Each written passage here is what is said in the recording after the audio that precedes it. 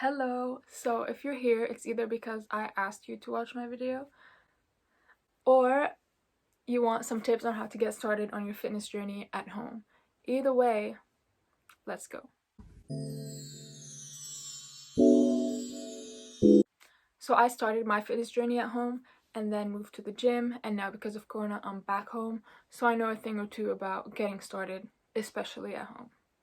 So the first thing is knowing the reason why you want to start your fitness journey. And it can't be and it shouldn't be simply aesthetics. Like, you can't say, I want to start my fitness journey because I want to look like her or look like him or I want to look like that.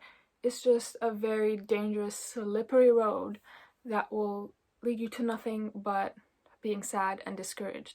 Because even if you ate and worked out the exact same way as this person, you will never look like them because you just simply do not have the same lifestyle, the same body composition, the same. You're your own person, okay? Of course, you can focus on, oh, I wanna, grow my glutes, I wanna get big biceps, which I do not have. That's fine, but do not compare yourself to someone wanting to look like them.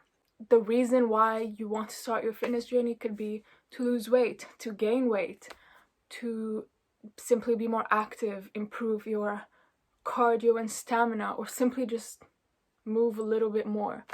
So if the reason why you're starting is simply because you think that you should without any actual reason or actual goal, it's not gonna work out and it's not gonna last very long. And I'm assuming, fitness journey, it's, long term, at least a little bit long term. Number 2 is to start slow. Okay, you have to pace yourself. You have to learn what your body likes, what your body can do, what it can already do, what it could potentially do. If you haven't worked out in months, or if you've never really worked out in your life, you can't expect yourself to work out 2 hours a day, 5 days a week.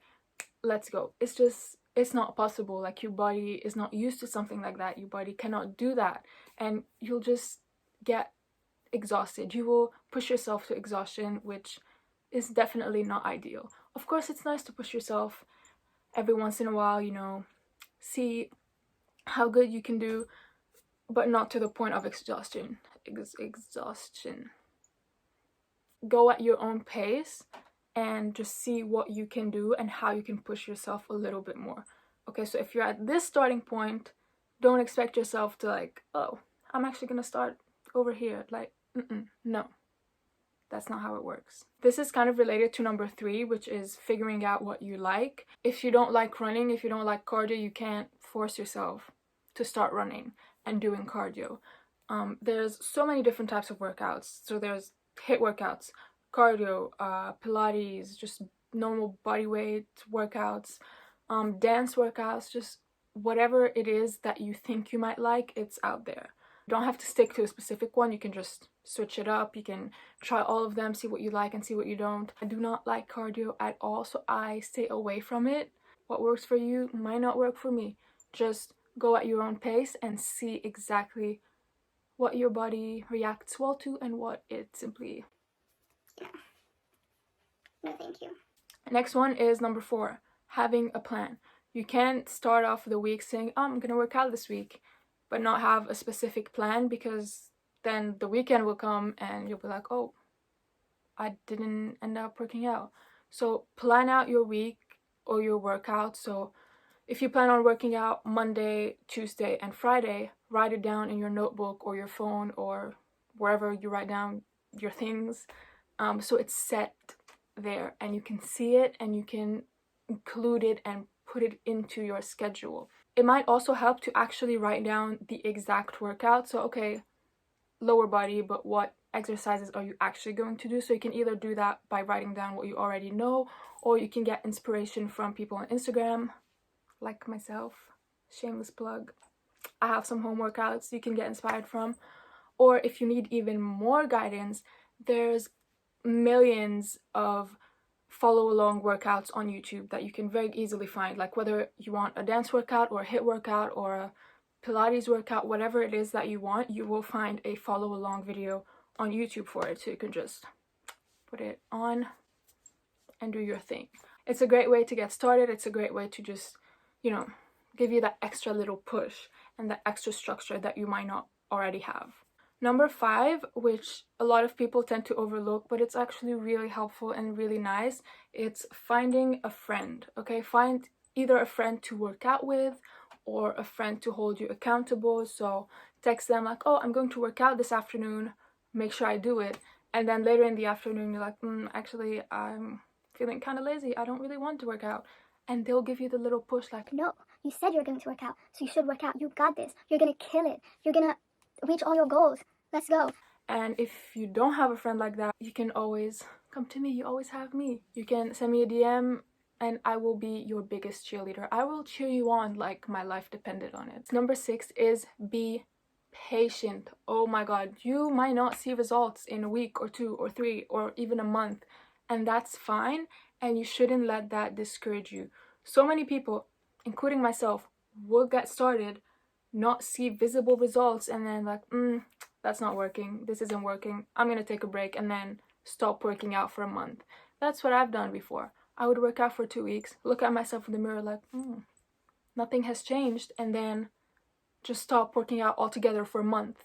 Like, of course, nothing is gonna change if I'm not being consistent. You have to be consistent and patient. Everything takes time. Patience is key. One thing you should do to really see that you are actually making progress is taking pictures of yourself. So each week or every 2 weeks or whatever, because you might not think you're making progress, but then you look at the pictures and you will actually see a difference. Or you can even write down like how you're feeling after a workout. Be like, oh, it felt good and I didn't feel that great. And then you'll see your mood progress and just your whole self progress. It doesn't always have to be physical. You're trying to build a habit, right? It's a journey. It's a journey, not a sprint, a journey. Wow. Number 7 is nutrition. You should really focus on eating mostly whole foods. Of course, not 100% of the time. Realistically speaking, no one can do that. So just mostly whole foods, and then not mostly junk food. I don't like calling it junk food, but I don't know what else to call it right now, and I'm sure you get what I mean. Another thing about nutrition is, please, I am begging you not to cut out food groups, especially carbs. Do not cut out carbs. There is no reason to cut out carbs. Carbs give you energy. Carbs are the reason people are alive, okay? You need carbs. Your body needs carbs, and it's an amazing fuel for working out. So do not cut carbs, because if I find out that you're cutting out carbs, I will come for you, okay? I'm saying this in a very loving way. Another thing is that you could work out fasted, which is, it's fine. A lot of people do it. However, it is always better to have a little bit of food before you work out. So if you're working out in the morning and you don't feel like eating before working out, just have a banana or a piece of toast with some peanut butter or something, if that's something you eat. But it's just better to have something to really give you that energy, or you might pass out, which has almost happened to me many times. Last one, which is very underrated, is celebrating your wins.